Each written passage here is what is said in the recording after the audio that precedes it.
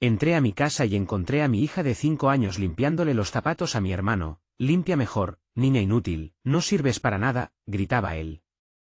Entonces cancelé los pagos de su casa, y el banco se la quitó. Tengo 36 años, una esposa con la que llevo más de una década y una hija de 5 años que es la razón por la que me levanto cada mañana. Mi vida, al menos en apariencia, siempre había parecido estable. Trabajo en una empresa de logística, con un sueldo decente, y aunque no me sobra el dinero, siempre encontré la manera de mantener a los míos y, además, ayudar a mi hermano menor. Él nunca fue como yo. Desde jóvenes se notaba la diferencia, mientras yo me partía la espalda estudiando y trabajando en lo que saliera, él siempre encontraba un pretexto para no esforzarse. Primero fueron los estudios, la universidad no es para mí. Luego, los trabajos, ese jefe me tiene manía, ese horario es inhumano, ese sueldo es una miseria. Siempre había algo.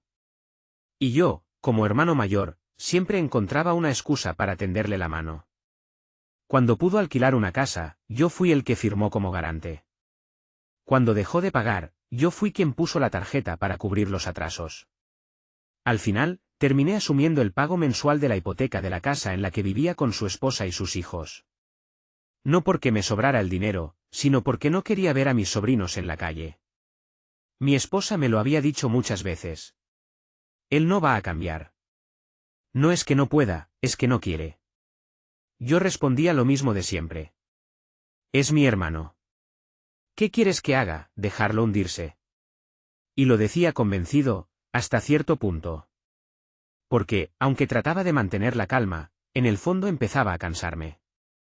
Era como tener otra familia que mantener, una que no agradecía nada. Cada vez que nos reuníamos, había una pequeña pulla, un comentario disfrazado de broma. Claro, el responsable, el que se cree mejor que todos. Yo me reía, pero por dentro me dolía. Lo peor es que yo podía aguantar que me tratara así. Lo había hecho toda mi vida. Pero había una línea que no pensaba permitir que cruzara, mi hija. Ella era lo único puro en medio de todo esto. Para ella yo era su héroe, su refugio, y lo último que quería era que alguien, y menos su propio tío, la hiciera sentir menos. En retrospectiva, ahora me doy cuenta de que todo estaba preparado para explotar. Los años de soportar sus quejas, de pagar sus cuentas, de escuchar cómo me trataba como si yo le debiera algo. Pero en aquel momento yo no veía la magnitud. Pensaba que podía seguir manejándolo, que con un poco de paciencia y dinero todo se resolvería. Lo que no sabía es que un solo instante bastaría para romper el equilibrio. Que entrar a mi propia casa y ver lo que vi aquel día no solo me llenaría de rabia, sino que me empujaría a una decisión que lo cambiaría todo. Una decisión que, hasta el día de hoy, no me arrepiento de haber tomado. Ese día llegué a casa un poco más temprano de lo habitual. El tráfico había estado sorprendentemente ligero y pensé que podría aprovechar para cenar en familia, tal vez jugar con mi hija antes de acostarla. Abrí la puerta en silencio, con esa sensación agradable de volver al refugio propio, pero lo primero que escuché no fue risa ni calma. Fue un grito. «Limpia mejor, niña inútil, no sirves para nada». La voz era inconfundible. Mi hermano. El estómago se me encogió en un segundo.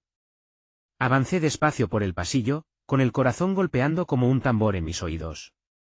La escena que se desplegó frente a mí me marcó. Mi hija estaba en el suelo, de rodillas, con un trapo en la mano. Intentaba frotar los zapatos de su tío, tan grandes que parecían tragarse su cuerpecito frágil. Tenía los ojos húmedos y la frente fruncida de la concentración nerviosa. Él, mientras tanto, estaba sentado en el sofá, piernas abiertas, mirando con desprecio, como un rey de un trono barato. No recuerdo haber sentido tanto frío por dentro. No de ese frío físico, sino de un hielo que te sube por la columna y te paraliza. Vi la manita de mi hija temblar mientras pasaba el trapo, y la rabia me nubló la vista. «¿Qué estás haciendo?», logré decir, aunque la voz me salió más ronca de lo que esperaba. Mi hermano giró la cabeza, sorprendido, pero en lugar de vergüenza mostró una sonrisa burlona. «Ah, mira, llegó el señor proveedor. Le estaba enseñando a tu niña lo que es el trabajo de verdad, porque si depende de ti, va a crecer igual de inútil que su padre». Las palabras me golpearon más duro que cualquier puño. Sentí la mandíbula tensarse tanto que pensé que los dientes se me iban a romper. Mi hija me miró, con los ojos brillosos, buscando en mí una señal, un salvavidas. En ese instante entendí algo, no era solo que él me estuviera insultando. Era que estaba sembrando en ella la idea de que no valía nada. Y eso, simplemente, era imperdonable. El aire se volvió pesado, como si la casa misma se hubiera quedado sin oxígeno. Notaba la sangre latiéndome en las sienes. Parte de mí quería arrancarlo de ese sofá, empujarlo contra la pared y dejar claro que jamás volvería a levantarle la voz a mi hija. Otra parte, la más fría, empezó a maquinar. No dije nada más. Caminé hasta mi hija, la levanté en brazos y la abracé. Ella hundió la cara en mi cuello, sollozando en silencio. Mi hermano chasqueó la lengua, como si todo fuera un teatro ridículo. ¡Qué exagerados! Esa palabra fue la chispa final.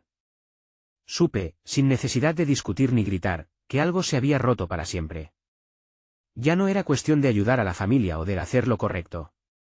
Era cuestión de respeto. Y él lo había perdido todo. Lo sostuve con la mirada unos segundos más, y en mi cabeza ya estaba clara la idea.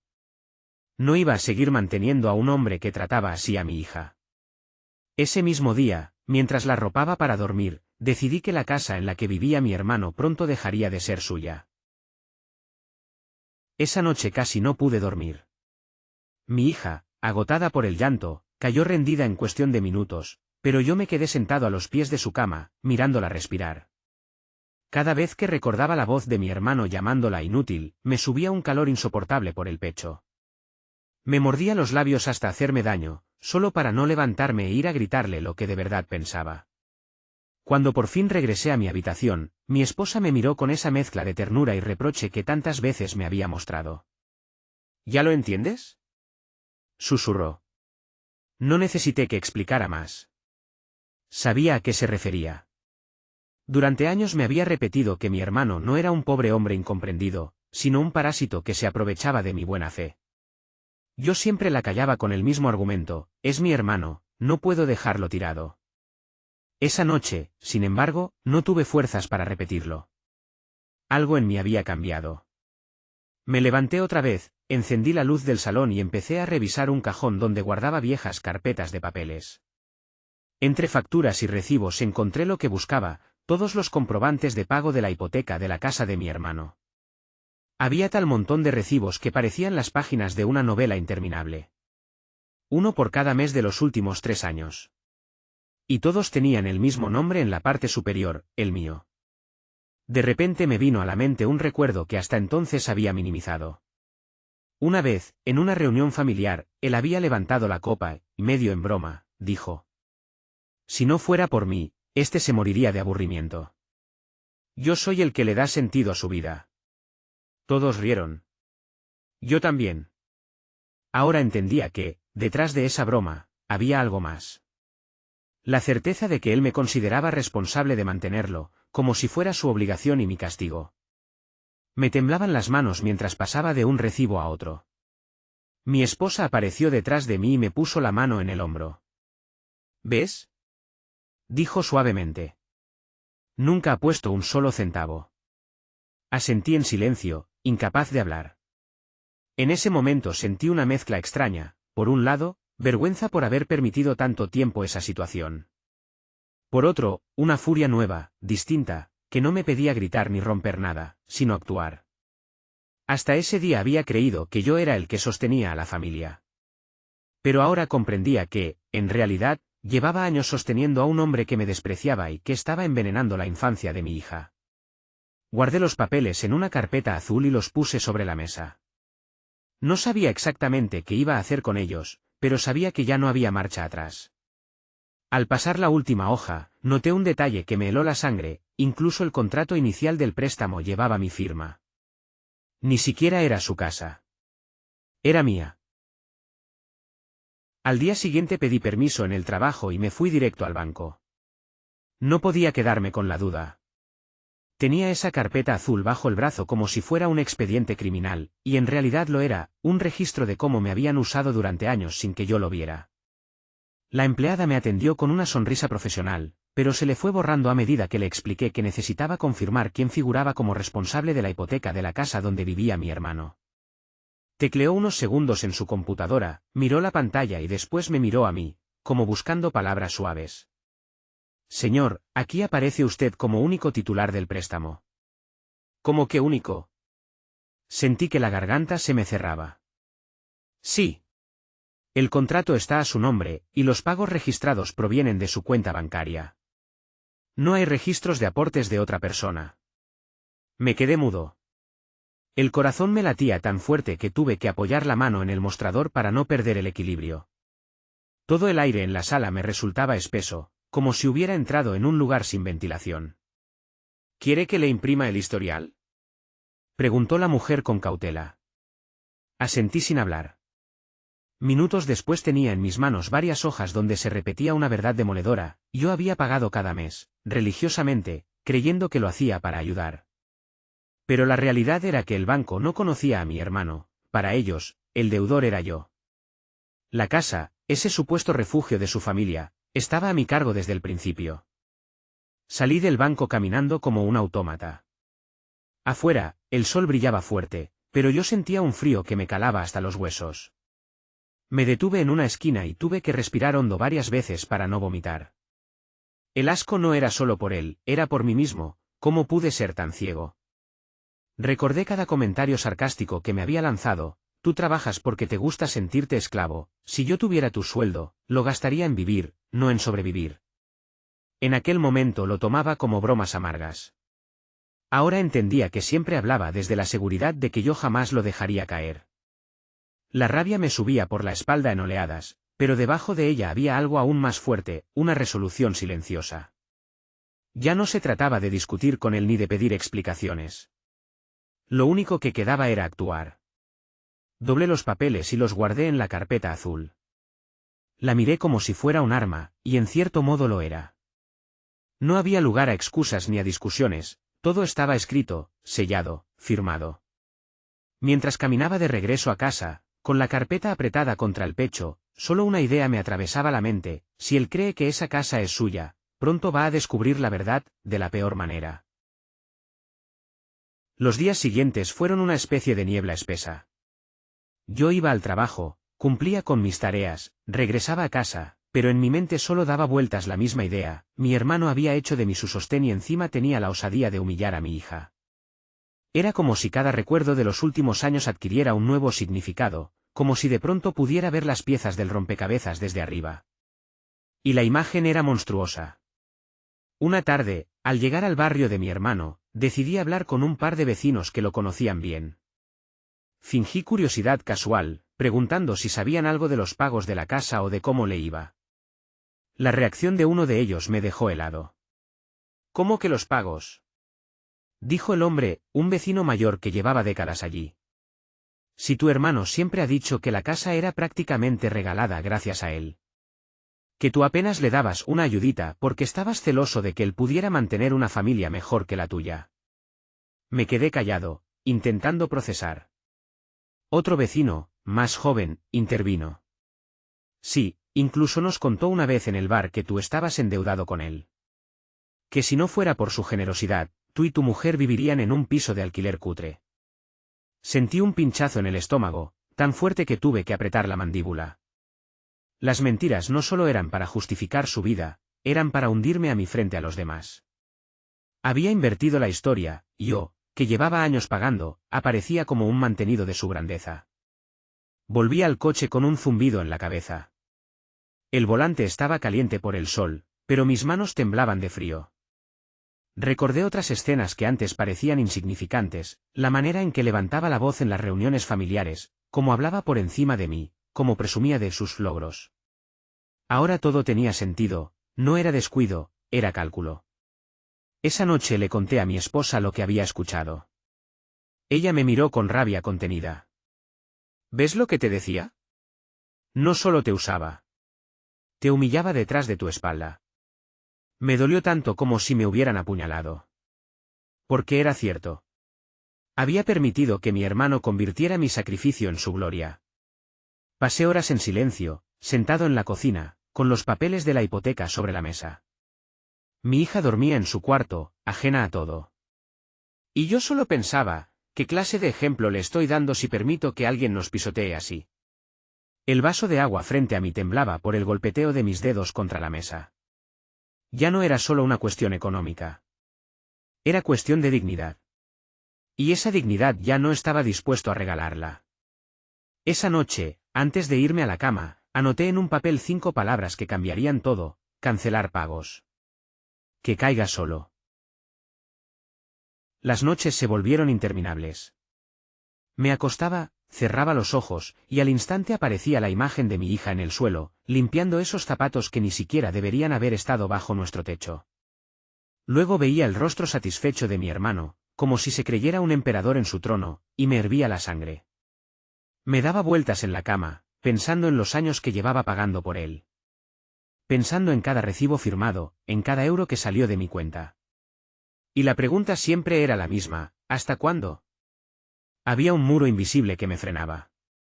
Cada vez que me imaginaba cancelando los pagos, aparecía el rostro de mis sobrinos. Ellos no tenían culpa. ¿Qué sería de ellos si el banco se llevaba la casa? ¿Acaso no terminarían siendo las víctimas de mi decisión?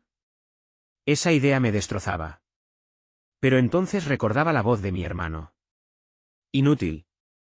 Le había gritado a mi hija, como si fuera basura. Y me preguntaba, ¿qué clase de ambiente es ese para unos niños? ¿No era peor crecer en una casa donde el odio y la humillación eran la norma? Mi esposa trataba de darme calma, aunque en su mirada se notaba la rabia. Llevas años cargando con él, me dijo una noche mientras cenábamos en silencio. ¿De verdad crees que seguir así lo hará cambiar?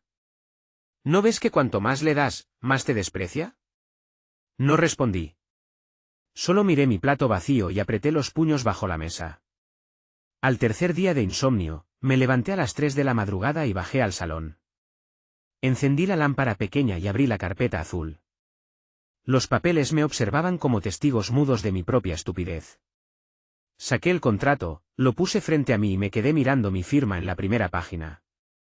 Esa firma era como una cadena. El silencio de la casa era absoluto, pero dentro de mi cabeza había una tormenta. Parte de mí quería llamar a mi hermano en ese momento y gritarle todo. Otra parte quería simplemente seguir pagando, por costumbre, por miedo. Pero en lo más profundo, una voz distinta, más serena, me susurraba: ya basta.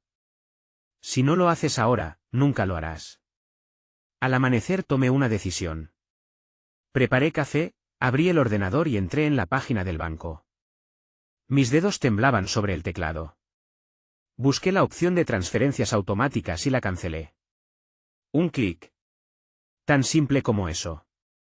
Años de sacrificio terminaban con un movimiento de ratón. Me quedé mirando la pantalla en blanco, sintiendo un extraño alivio mezclado con terror.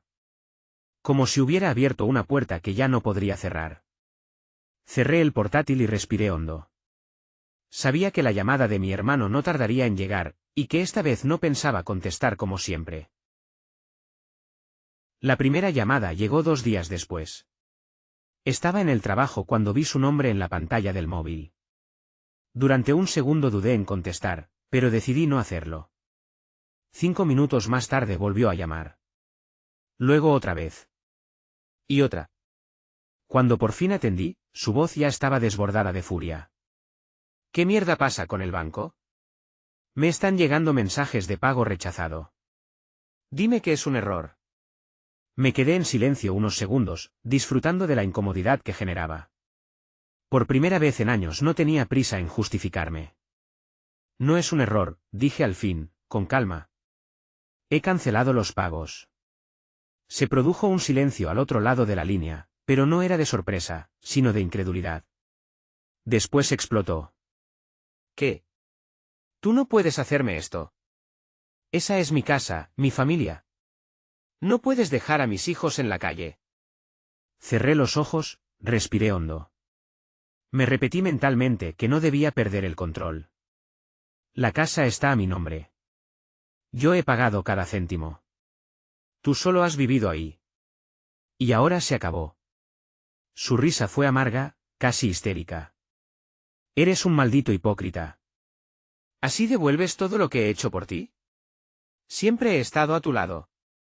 Quise responderle que lo único que había hecho era chupar de mí como una garrapata, pero no valía la pena. Solo dije: esto no es negociable. Colgó de golpe. Esa noche fue su esposa quien me llamó. Su tono era diferente, casi suplicante. Por favor, piénsalo. No lo hagas por él, hazlo por mis hijos. Tú sabes que yo no tengo culpa. Su petición me desgarró un poco por dentro. Por un momento sentí la tentación de ceder, de volver atrás. Me imaginé a mis sobrinos sin casa, mudándose a algún lugar barato, soportando las rabietas de su padre. Pero entonces recordé a mi hija, arrodillada en el suelo, con lágrimas en los ojos mientras limpiaba esos zapatos. Y la duda desapareció. Lo siento, respondí. No puedo seguir alimentando algo que destruye lo que más quiero. Colgué y me quedé sentado en silencio. Sentía una calma extraña, como si hubiera atravesado una tormenta. Por primera vez en mucho tiempo, no tenía miedo. Pensé que lo peor ya había pasado. Que mi hermano, por orgullo o vergüenza, aceptaría la derrota y desaparecería de mi vida. Me equivoqué. 2 días después, en una reunión familiar, descubrí que había decidido arrastrarme con él al barro. Delante de todos me señaló con el dedo y gritó que yo era un traidor que abandonaba a mi propia sangre. Y ese solo fue el comienzo del verdadero infierno. La reunión familiar fue en casa de mi madre. Una comida de domingo, supuestamente para mantener la unión. Yo ya sospechaba que algo raro pasaba porque mi hermano me había enviado varios mensajes en los que apenas contenía su rabia. Ya verás, todo el mundo sabrá lo que eres en realidad. Decidí ir de todos modos. Parte de mí quería enfrentar la situación de frente. Al llegar, noté el ambiente enrarecido. Mi hermano estaba en el centro del salón, gesticulando con dramatismo, y los demás lo escuchaban con cara de preocupación. En cuanto me vio, alzó la voz para que todos oyeran. Aquí está el héroe de la familia. El que nos deja tirados cuando más lo necesitamos. Todos giraron la cabeza hacia mí. Sentí el peso de sus miradas, algunas confundidas, otras claramente acusadoras. ¿De qué hablas?, pregunté, intentando mantener un tono sereno. Él se levantó de golpe, señalándome con el dedo como un fiscal en un juicio. ¿De que mi propio hermano me ha condenado a perder la casa? ¿De que sus sobrinos se quedarán sin techo porque él decidió jugar a ser Dios? Un murmullo recorrió la sala. Mi madre me miró con el ceño fruncido, como si no pudiera creer lo que estaba oyendo. Una tía murmuró algo sobre la vergüenza de abandonar a la familia. Eso no es cierto, intenté explicar. Esa casa nunca fue suya. El préstamo está a mi nombre, yo lo he pagado todo este tiempo. Mentira, gritó mi hermano, golpeando la mesa con el puño. Siempre hemos compartido, siempre hemos estado juntos. Y ahora él se cree mejor que nosotros. Nos castiga porque no soporta vernos felices. Me hervía la sangre, pero sabía que gritar solo reforzaría su papel de víctima. Así que respiré hondo y saqué la carpeta azul que llevaba conmigo. La coloqué sobre la mesa y abrí la primera hoja. Aquí están los comprobantes de pago, dije, pasando las hojas para que todos vieran. Cada recibo, cada transferencia, todo desde mi cuenta. El banco puede confirmarlo. El silencio que cayó fue pesado. Algunos bajaron la mirada, incómodos. Pero mi hermano no se rindió. Eso no prueba nada. Seguro que manipulaste los papeles para humillarme. Su desesperación era evidente, pero aún así vi dudas en los ojos de mi madre, como si quisiera creerle a él antes que a mí. Y eso me dolió más que cualquier insulto. Me quedé de pie, con el corazón martilleando en mi pecho. No iba a suplicar comprensión ni a mendigar respeto. Lo único que dije fue: ya no cargaré con tu vida. Si quieres un techo, págalo tú. Mi hermano se quedó en silencio unos segundos, con la cara roja de rabia. Luego sonrió de una forma que me heló la sangre y dijo: si tú me quitas la casa, yo te voy a quitar la familia. Las palabras de mi hermano quedaron flotando en el aire como veneno: si tú me quitas la casa, yo te voy a quitar la familia. Me fui de aquella reunión con un nudo en el estómago y una sensación que jamás había experimentado: estar completamente solo, incluso rodeado de los míos. Durante los días siguientes, el silencio fue ensordecedor. Mi madre no me llamó, mis tíos tampoco. Notaba las miradas frías en los grupos de WhatsApp familiares, mensajes que antes me incluían ahora se enviaban sin mí. Era como si la narrativa de mi hermano hubiera calado, yo, el villano que quería dejar a unos niños en la calle. Una noche, sentado en la cocina, miré a mi esposa y sentí un peso insoportable. Quizá me equivoqué, murmuré. Quizá debí aguantar un poco más, por los sobrinos. Ella me miró fijamente, con una mezcla de rabia y ternura. ¿Y qué pasa con nuestra hija? ¿Qué ejemplo le das si permites que la llamen inútil? ¿Que la traten como basura y tú sigas pagando por eso?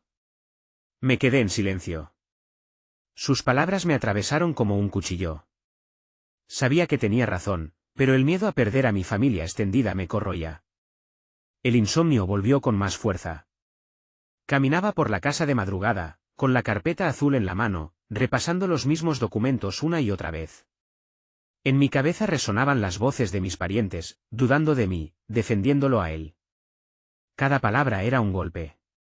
Y entonces, como si el destino quisiera darme una señal, sonó mi teléfono.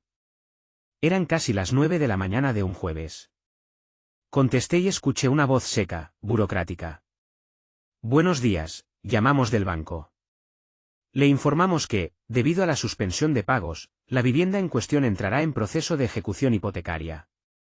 Sentí que el mundo se detenía. La frase retumbó en mi cabeza como una sentencia. Ya no había marcha atrás. El banco iba a actuar. ¿En cuánto tiempo? Pregunté con un hilo de voz. El procedimiento ya está iniciado. Tendrá noticias oficiales en las próximas semanas. Colgué el teléfono y me dejé caer en la silla. Por primera vez en mucho tiempo, no sentí miedo. Sentí una calma extraña, casi fría. La decisión que había tomado tenía consecuencias, sí, pero eran inevitables. Había abierto la puerta y ahora el huracán entraba con toda su fuerza. Esa noche, mientras arropaba a mi hija, ella me miró con esos ojos enormes que parecían saber más de lo que decía su edad. ¿Ya no tengo que ver más al tío?, preguntó con voz bajita. La abracé con fuerza. No, cariño. Ya no. Afuera, en la oscuridad, mi teléfono volvió a sonar. Era él. Y esta vez no llamaba para gritar, llamaba para suplicar. El día llegó más rápido de lo que esperaba. Una furgoneta del banco estacionó frente a la casa de mi hermano, acompañada de un par de funcionarios y un cerrajero. Yo me quedé en la acera, con los brazos cruzados, observando cómo comenzaba la escena. Mi hermano salió disparado por la puerta, gritando como un animal acorralado. Esto es ilegal. No pueden echarme. Esta es mi casa. Uno de los funcionarios, imperturbable, le mostró los documentos. La propiedad está a nombre de su hermano. El procedimiento es legítimo. Mi hermano me vio al otro lado de la calle y corrió hacia mí, con los ojos inyectados de rabia. Tú. Esto es culpa tuya. Me lo quitaste todo. Podía sentir la saliva de sus gritos salpicarme la cara, pero yo no me moví. Dentro de mí no había miedo, solo una serenidad gélida.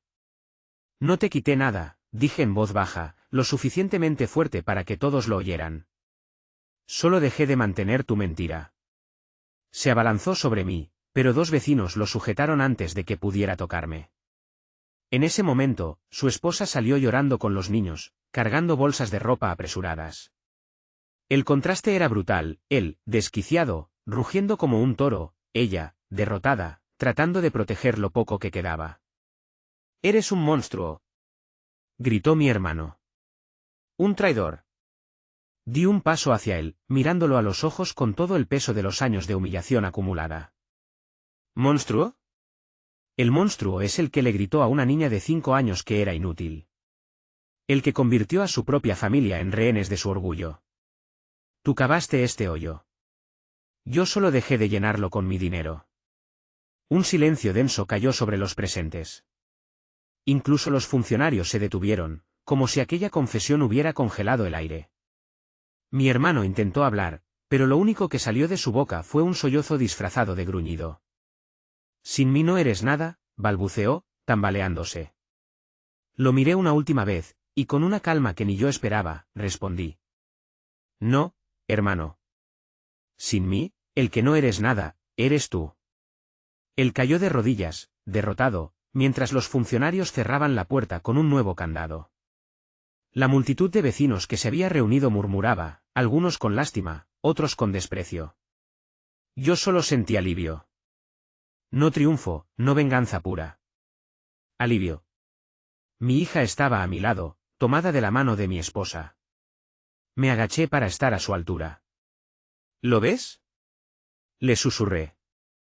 Nadie puede tratarte como basura y salir impune. Ella asintió con un gesto serio, más maduro de lo que correspondía a su edad. Y entendí que ese día no solo había terminado con una deuda. Había marcado un ejemplo que ella jamás olvidaría. Mientras nos alejábamos, mi teléfono vibró con un mensaje. Era de mi madre, lo que hiciste fue cruel. Pero quizá era necesario.